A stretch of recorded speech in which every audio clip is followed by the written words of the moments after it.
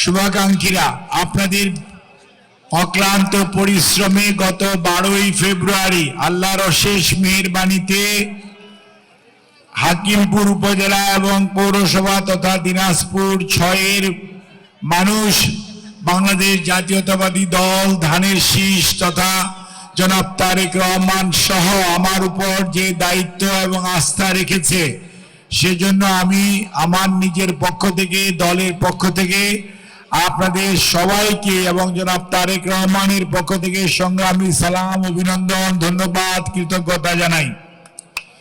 সম্মানিত উপস্থিতি, আমি আরেকদিন আপনাদের এখানে আমরা অতি সহসা ইনশাআল্লাহ উপস্থিত হব এবং আপনাদের সাথে দীর্ঘ সময় দিয়ে আপনাদের সাথে কথা বলবো, কথা শুনবো এবং এলাকার উন্নয়ন, বিশেষ করে হেলিপোর্ট, কর্মসংস্থানের ব্যবস্থা, এই রাস্তাঘাট অর্থাৎ যোগাযোগ ব্যবস্থার উন্নয়ন, আইন শৃঙ্খলা, মাদক প্রতিরোধ, এগুলো হচ্ছে আমাদের নাম্বার 1 প্রায়োরিটি।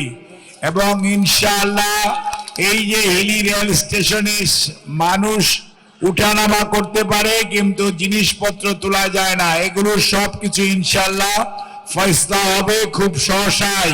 শিয়া বাটার ও ভিটামিন ই সমৃদ্ধ লিলি বিউটি সোপ, তারুণ্যময় উজ্জ্বল ত্বকের জন্য।